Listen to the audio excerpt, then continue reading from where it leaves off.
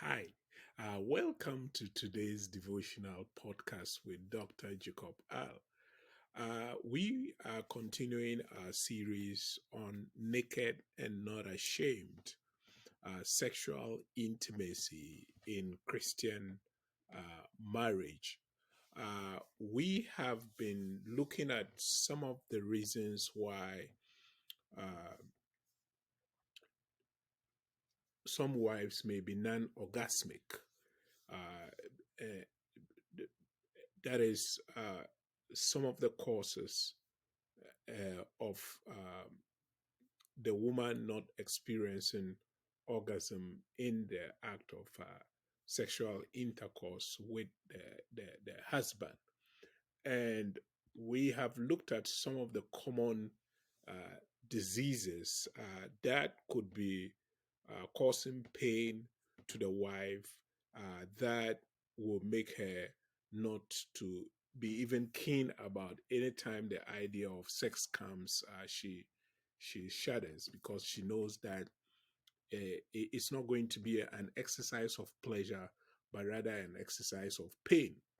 And there are these common causes of pain, sexual intercourse, painful sexual intercourse in the woman that that are very common that we have discussed over the past uh, last two episodes. So we're going to look at the part two of the causes of orgasmic or orgasm of the wife. And once again, uh, just to let people know where we are coming from with this, we have been looking at some of the reasons why women, and for that matter, Christian wives, for years in marriages, may not even have known what is called orgasm. And so we have looked at a number of women problems, issues, vaginal issues, and diseases that could be the root cause of this pain. And the last one that we discussed in the last episode, and we promise to continue the treatment of what is known as vaginismus. Vaginismus. Vaginismus is a type of condition that women find themselves having sperms, the thinning or the narrowing of the vaginal canal, the very front muscles, vaginismus, uh, is a sort of uh, involuntary contraction that causes pain uh, in the frontal part of the vagina, and it shrinks the vaginal canal in such a way that it becomes very difficult for even the husband's penis to penetrate through, or when it is forcefully done, the woman goes through a whole lot of pain. And so that type of condition is what is called the vaginismus.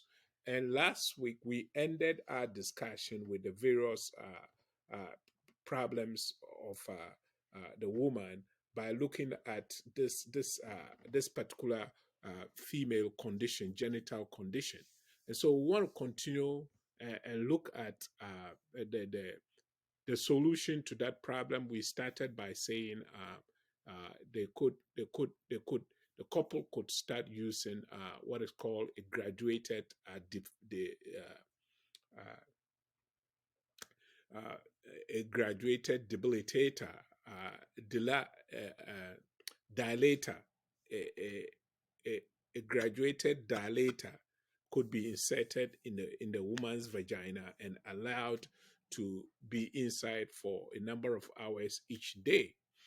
And so we want to continue with that exercise and sort of finish up with some of these root causes and how they could be addressed. And so once again, we want to go to our text for the day, which is First Corinthians 7:4, which says, "Wives, give authority over her body to her husband, and the husband provides control over his body to his wife." So we know that it is clear in Scripture that uh, the the husband is has the responsibility of satisfying the wife when it comes to sex or love making in the marriage context. It is the husband's responsibility to satisfy the wife sexually and not the other way around, as society may make us believe. So we have established that. And then we did want to say that, hey, a woman may love to do that, be able to gain orgasm in order to help the husband enjoy their love making encounter, but she's experiences a lot of pain, and so that has gotten her disinterested. And we have seen some of the reasons why in the previous episode. If you haven't seen this, you want to go into YouTube and look at the causes of non-orgasm of the wife. Look at the part one, watch the part one, listen to the part one, and it will be a very good continuation of this. So at the conclusion of the part one, we had mentioned some of the ways that this condition of vaginismus, which is a condition that shrinks the vaginal canal of the wife.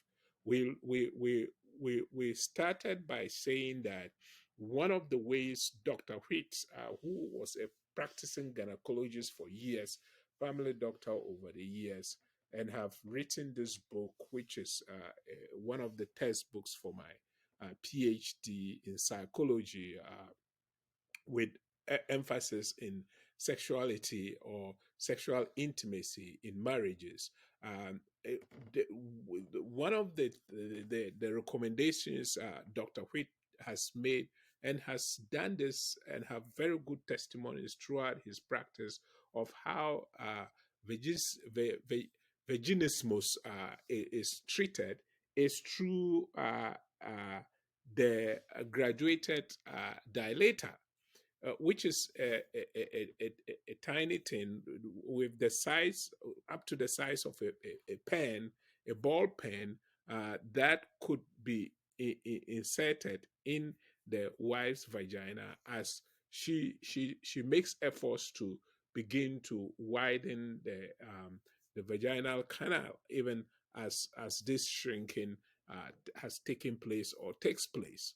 And we talked of how it, there comes a time that the wife would give the debilitator to the husband and carefully guide him begin to insert it into her vagina in a very slow rhythmic way that doesn't cause pain.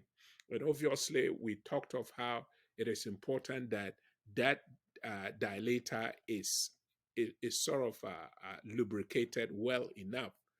So after the wife has tried it a number of times, we have looked at saying that the wife could do it twice a day, uh, leaving the debilitator in the vaginal canal for 2 to 3 hours each time this is done. And that is just to dilate and relax the muscles around the vagina. So in the future, any other thing like the husband's penis could easily be accommodated in it. So a husband may begin inserting the dilator instead of his wife at some point during the week. So the husband needs to show interest and compassion for his wife to help her over the vaginismus, primarily due to psychological problems. So vaginismus is a condition where the frontal part of the muscles of the vagina begin to contract.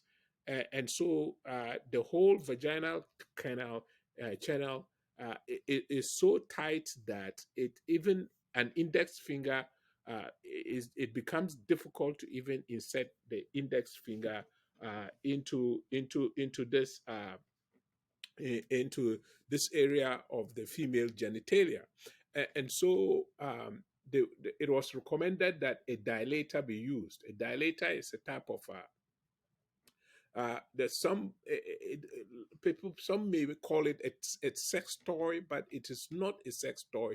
This is more of like a medical equipment that is used for the treatment of this vaginismus.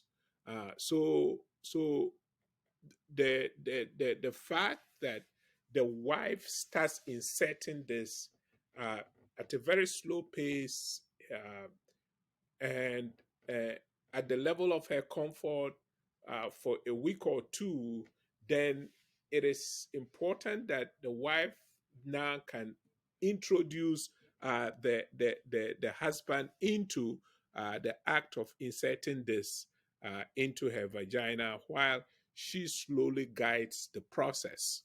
And that is because now the man will understand, excuse me, the problem that the wife is going through, and incorporating and trying to sympathize and help with the insertion of this dilator, uh, it will be a psychological win for the wife. The wife will understand how interested the husband is in fulfilling his duty by making her become sexually fulfilled. So, it not only will it give the woman some psychological boost, it can also begin to bring some more bonding and closeness. And the whole act of even inserting the debilitator could be an act of romance, to be honest with you. And so the husband can resume and take the position of being the person who inserts this. Inserting the dilator into the vagina when the couple plans to have sexual relations is recommended. So, as you have practiced with this dilator, you as the wife being in you for a number of hours daily, you begin to realize that your vagina doesn't become that sensitive. It loosens up a little, and so at this point, you will begin to want to begin to introduce the real deal, the real penis of your husband into you. At this point, when you have used the dilator for a number of weeks and you feel comfortable, you no longer feel the pain, your vaginal canal is able to accommodate some insertion,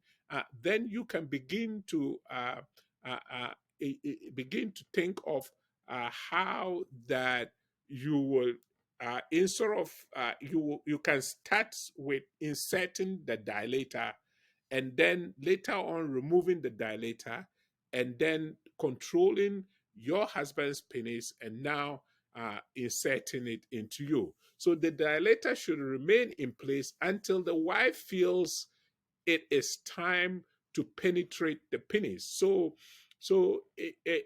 a woman with such a problem, and after having done this exercise for a week or two, and she begins to feel comfortable that even the insertion of the dilator is not painful anymore, then gradually she will begin to introduce the husband's penis into her vagina after removing the dilator. So, following this, she assumes the woman over position, and with one hand takes out the dilator from her vagina and insert the well lubricated penis of her husband with the other hand. So for this exercise to work, after the woman have used the a dilator for a number of weeks and she no longer feels the pain when the dilator is being inserted, it comes to a point that they can have reasonable sexual intercourse. And so what happens is that the woman would still start by inserting the dilator. And as the dilator is inside and she begins to feel comfortable, and there's no pain, then she can gradually, and the position that is most suitable for this type of exchange, removing the dilator and inserting your husband's penis, will be the woman over the husband position. that means the husband will have to lie flat on his back and the woman would be over him. And so even as she uses one hand to take off the dilator, she can then hold the husband, a well lubricated penis of the husband, and begin to insert it immediately after she removes the dilator from her vagina. Now the transfer must require only a few seconds, because a long interval may allow the vaginal muscles to go into sperm again. So this process of uh, transitioning from removing the dilator from the woman's vagina and inserting the husband's well lubricated penis should be done in a matter of seconds. It should not be kept so long. And that is why the woman over the man position is very ideal at this point, because the woman then can use one hand to take off the dilator, while with the other hand she gradually inserts the husband's penis, well lubricated penis, in place of the dilator. And once this is done, the quick change is an essential step, at least the first few times that the couple has intercourse. So this can be done a number of times. The exchange of the dilator with the well lubricated husband's penis could be done a number of times, to a point that they will no longer need the insertion of the dilator first before the husband's penis is inserted in her. And so a simple substitute for the Hegel dilator in countries where regular dilators could be short is tempered candle in graduated size. Uh, the largest just a little bigger than a fountain pen. Low back pain, pelvic pain, and pelvic tenderness are common symptoms of pelvic congestion.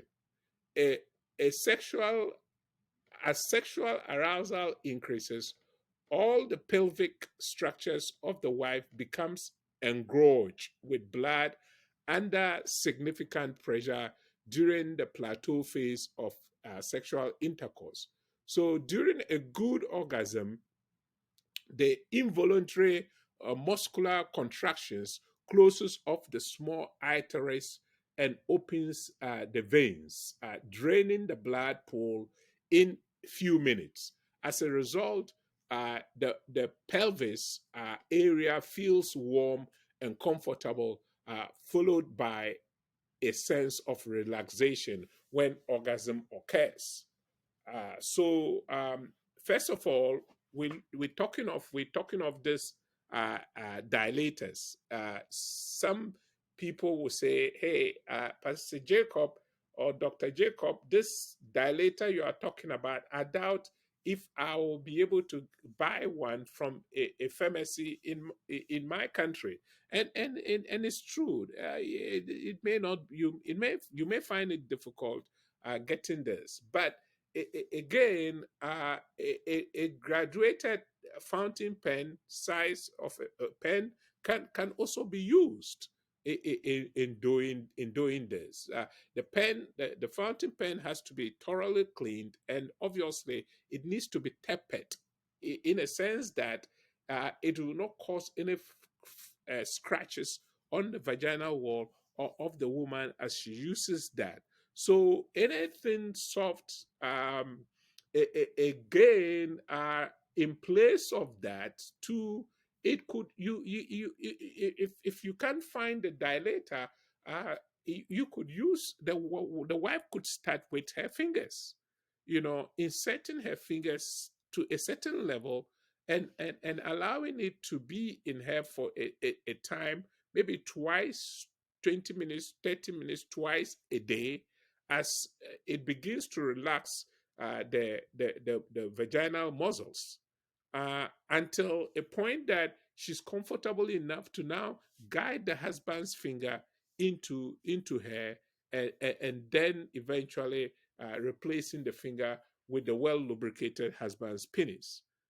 So you cannot say because I'm not in a developing country where I can go into a drugstore and buy the dilator, then I'm doomed. No, you are not doomed. There are other instruments that can be used. In fact, any of these fingers, especially the long finger, can be used for this exercise for some time if you can't find the actual dilator to purchase. But here again, what Dr. Whit is telling us now during orgasm, it is important. You see, because sometimes what women don't remember, don't know is this: when you go through the act of sexual intercourse, and each time you don't get you don't gain orgasm, there are a lot of things that happens within your pelvic area, and it could it could eventually develop into some type of disease and sickness, because there is a natural way that the whole vein and glands and blood work together to cause the excitement in sexual intercourse. And people have no idea what happens in the pelvis of the woman when it comes to this. And so it is important. So lower back pain, pelvic pains, and pelvic tenderness are common symptoms of pelvic congestion. What is pelvic congestion? A pelvic congestion is as sexual arousal increases at the pelvic structure of the wife becomes engorged with blood under significant pressure during the plateau phase of love making. So during a good orgasm, the involuntary muscular contractions close off the small arteries and open up the veins, draining the blood pool in a few minutes. So, as a result, the pelvic area feels warm and comfortable, and followed by a sense of relaxation. That is when orgasm occurs. This is the role the blood vessels, the arteries, and the veins play in the act of sexual intercourse for the woman.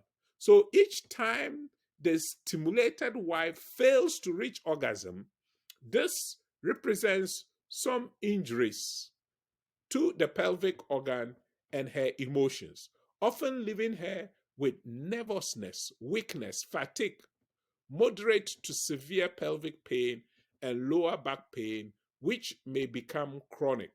Okay, so this also may lead to chronic vaginal discharge or heavy or uh, uh, heavy or irregular menstrual bleeding. That's what can happen if you go through the process of love making without helping your wife gain orgasm. So the fact that you want to help your wife gain orgasm is just not for her satisfaction, but it's a healthy thing for the wife to experience.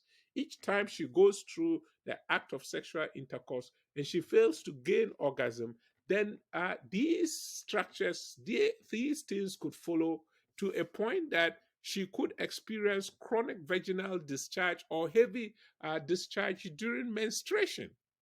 And so, once as a husband you understand this, you put in every effort that you can in every sexual encounter, as long as the wife is willing to get her to a point where she can gain orgasm.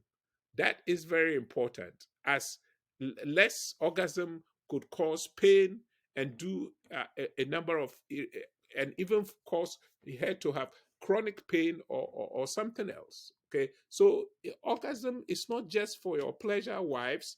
It is also to produce healing in your pelvic areas. You know, if you are consistently fatigued and you are slow and dull, then you want to, or you receive some severe to mild pelvic pains, then you want to know that the cause of it may not be a witch somewhere in your village or something like that. It is sheer knowledge that for you to get this condition treated and stopped.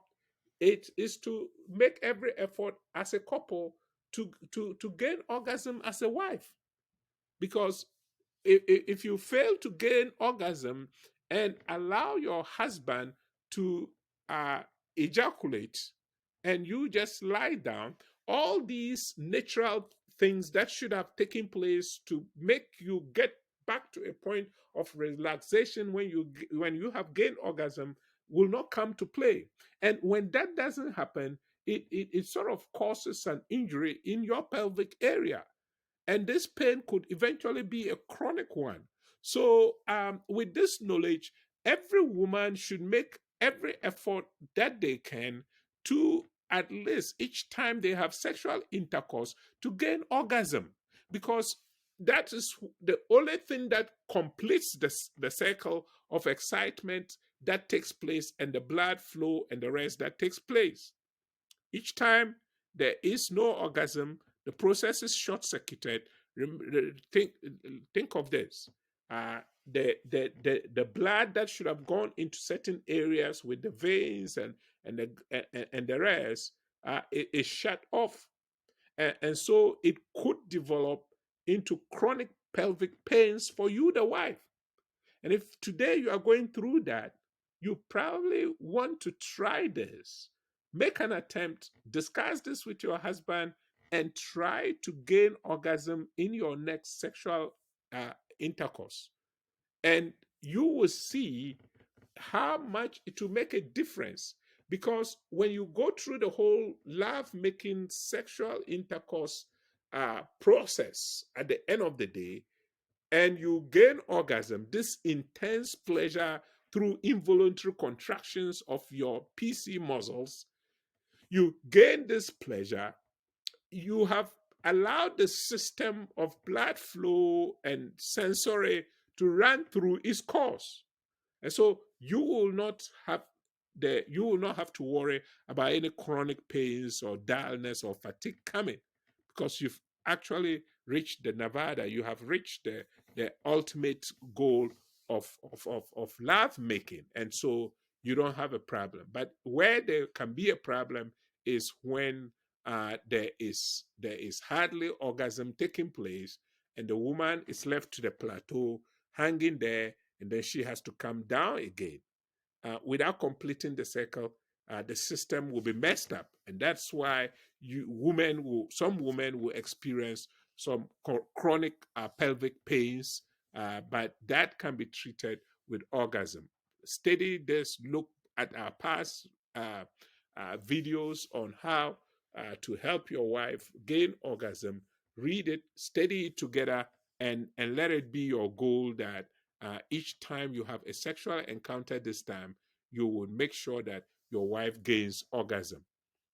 So with any of the chronic symptoms we have discussed, the wife should have regular pelvic examination at least every 6 months to 1 year, preparation, since some physical conditions could easily arise at any time requiring medical treatment. Most cases of failure to attain orgasm that Dr. Whit has began with poor preparation for marriage, a frustrating and fearful honeymoon, followed by a prolonged period of disappointment, blundering, and boredom in a marriage that conditioned the wife to feel there was no hope for fulfillment. This situation was often aggravated by the wife's failure to understand that it is the man's nature to be adventurous. So sometimes you would realize that in a married couple situation, the wife is just not keen about sex anymore, because over the years she has been left frustrated, demoralized, thinking there's no way she can ever enjoy sex to the point that she'll gain orgasm. So, with that mentality, nothing happens. So, when there is a renewed passion for sexual intimacy and gaining orgasm, then the situation can be reversed. And most cases of failure to obtain orgasm that Dr. Whit has seen began with poor preparation for marriage. So look, the part of the counseling, and this is where the church needs to come in. Part of marriage counseling should be solely on sexual intimacy and and and pleasure, sexual intimacy and joy. If the the counselor did not take time to send this couple through certain things that they need to do, especially if they are virgins, to be able to love each other and love making sex together will be what encounter the especially the wife realizes on the honeymoon night. She has dreamt of how blissful it's going to be, but at the end of the day, due to lack of preparation, the honeymoon became a, a bitter moon in the sense that the first impression on the issue, the first exploration of sex was horrible and has put an indelible mark on her mind that it will take time to unwind to put in the good stuff. So, marriage counselors have a responsibility of preparing the couple about some of these causes and these diseases that could be a problem of their sexual intimacy. And so, it is important that the men stay on top of this. Okay, physical conditions could easily arise anytime requiring medical treatment.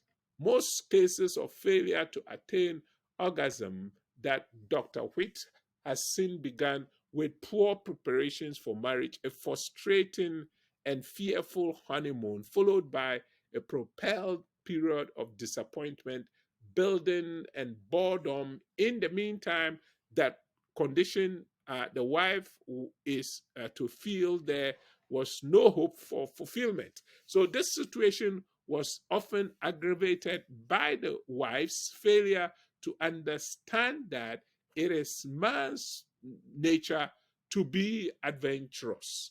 And so, since the husband now knows that it's his responsibility to satisfy the wife, there may be times that the husband would, the wife would just want, the husband will want to try on new techniques and new positions.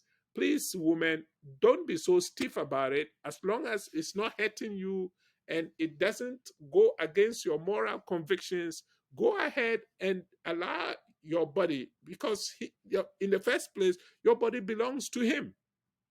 You have no control over it when it comes to the act of sexual intercourse. So when he positions you in a way, or he wants you to do a certain trick or do something that doesn't violate your moral conscience and etiquette, you can go ahead and cooperate with him. But if you don't agree with whatever style he wants to use and whatever he wants to do to help you gain the orgasm, you want to say no and let him and discuss over it, so that the husband doesn't keep injuring you even as he is having pleasure and exploring these other things. So when a man realizes his wife is not satisfied, his inclination increases even more. He attempts to please her. She begins to view the variety of approaches as distasteful, vulgar, and abnormal. And it could happen. Now, so for instance, some women have issues with oral sex. So if the husband, after listening to this, wants to honestly help the wife gain orgasm, and so decides to exploit the issue of oral sex, how will the wife feel about it? I will encourage you to first discuss it with your wife beforehand and let him, and that you need to lay some ground rules. Now, the body of you, the body of each other belongs to you, including the lips, the mouth, the tongue, and the thing. if the wife is okay with the husband having to kiss his clitoris, and do some manipulation of the clitoris with his tongue, and the husband is okay with that, that's fine. You can do that. There is no sinfulness about that. Paul says the whole body belongs to each other. Whichever way you want to exploit each other to gain pleasure, you can do that. So even with, because the fact is this, sometimes these are things that husbands, probably even before they came to Christ, they had some experience in the sex world in this area, and they sort of enjoyed oral sex. Like they liked their woman having to put their penis in their mouths and lick it. Now, if the woman is not comfortable with that, please, men, don't force your woman to do that. If she says she's not comfortable, to have that discussion with her, and begin to practice it gradually, but don't force it on her. Okay, if your wife says that, if you the man, if you the woman, you had some type of sexual experience outside marriage before you got married, and you realize that the during the premarital sex experience that you had, this particular boyfriend sort of brought you on, you gained orgasm each time you had sex because he was good with the tongue, in with your clitoris, sort of kissing your clitoris and massaging your clitoris with his tongue, and sucking your clitoris with his tongue, and that is what brought you to be able to gain orgasm. You don't necessarily have to tell your husband that, hey, this is what my previous boyfriend did, and brought me on. You could say, hey, find a nice way of introducing your husband to that, and as long as he's comfortable with licking your clitoris, it should be done. It's okay with that. Now, as long as you all maintain good hygiene, and the husband cleans his mouth very well, paste and cleans his mouth very well, and a powerful thing that can kill all germs, and there won't be any fear of sort of the man getting some disease as a result of sucking the woman's vagina. It's a lemon. When you use lemon juice to flush your mouth, wash your lips and your tongues before the act of oral sex takes place, or having to play with the clitoris of your wife with your tongue and your mouth, the use of lemon, it will keep it hygienic. And again, some men may have concern that, oh, in the act, if my wife gains orgasm while my mouth is, or my tongue is in her vagina, the vaginal liquid could spill over into my mouth, and that could maybe give me some disease. We have discussed this before. That fluid is not harmful at all. It is a natural lubricant the Lord has put in the system of the wife. And if for any reason by mistake it slips into your mouth and you even swallow it as a husband, medically it's not harmful at all. Honestly, it's not harmful. There have been studies on this, and it has proven that it is not harmful. The vaginal fluid mistakenly getting into your mouth and even you swallowing it as a husband, it's not harmful. But again, you all need to do this with abundance of caution, and you all being comfortable with it. Any act of sexual intercourse, that any style, any trick, any technique, any position that you want to use to arouse each other, it must be amicably agreed. You must both feel comfortable about that.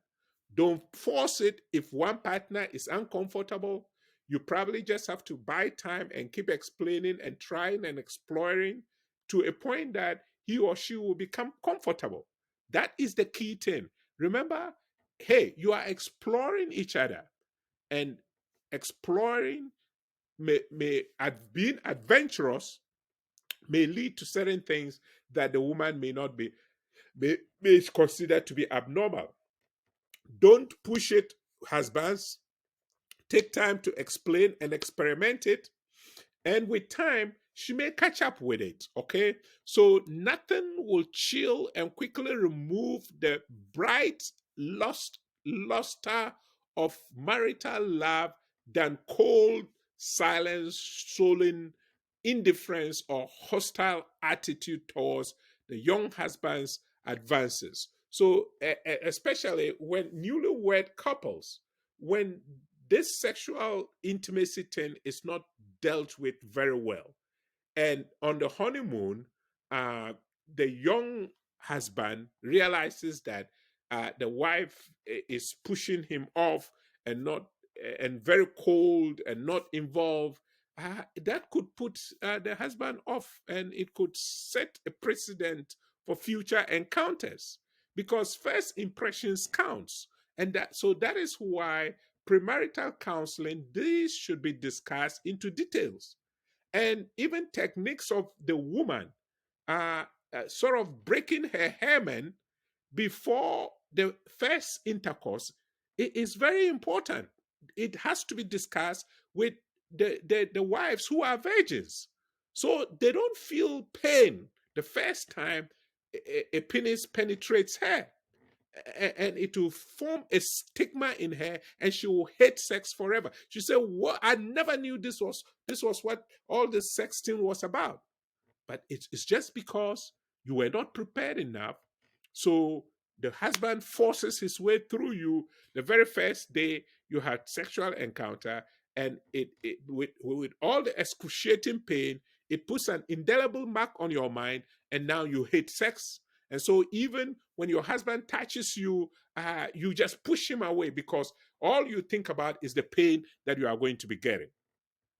This could have been avoided if you had detailed sexual counseling where you were given instructions, if you were a virgin, as to how you yourself could sort of break the hymen in front of your vaginal opening uh, before the honeymoon night, when your husband could easily penetrate you without you being feeling the pains. Okay, so applying the information given in these podcasts, today's husband has the opportunity to become a skillful liar, one who can tenderly lead his wife into intense pleasure of sexual relationship.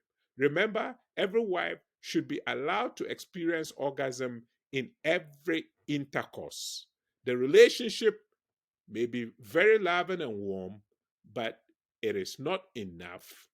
Fulfillment ahead is what should be your goal, if even you are not experiencing it now. This fulfillment can be yours as a couple, sexually fulfilling each other, and especially you, the wife. Thank you for taking time to listen to today's devotional podcast. We will, in our next episodes, we will now begin to focus on how we can help the husband who probably is going through ejaculation problems. So there are a lot of we have dealt with the situations that could cause problems with the wife gaining orgasm. The next episode is going to address situations that could hinder the man from pleasurizing her wife and his wife, and how that issue too can be resolved. And there are solutions to that as well. So the next future episodes will be addressing the man. Since we've taken time to go through the female problems, primary problems, and issues of orgasm, we're now going to look at the male primary problems in hindering orgasm in the male, or and for that matter, in helping the wife as well. Now, there's nothing that is difficult for our God. If you commit your marriage to Christ and you both are in Christ first, guess what?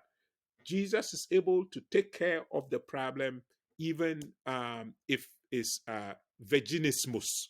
It's a condition that is not good. It's a condition that Christ can heal. Okay, so nothing is beyond our God. For with our God, there is nothing that shall be impossible. Think about that. So, shall we pray? Our Lord and Savior Jesus, thank you for this information you have provided us today. We thank you for understanding that our bodies belong to each other. And we thank you that you created sex, that we can enjoy it and it will bring bonding in our marriage relationship, that we will not be tempted to look elsewhere, but we will also always know that we can satisfy each other. Whatever this problem is, we commit it into your hands. And we thank you that you have brought complete healing to our situation. In your precious name, I pray. Amen. Beloved, thank you so much for taking time to listen to today's devotional podcast. So, as I mentioned, from next episodes, we'll begin addressing the conditions of the man and how they can resolve it so they can ultimately give you, the woman, the orgasm that you need. Please don't forget, if you have questions, send me an Facebook inbox message, or you can go to my website and pass comments on there, or on the YouTube channel. Please subscribe, and then again, you can also put comments and ask your questions on the YouTube video as well. Thank you, and God bless.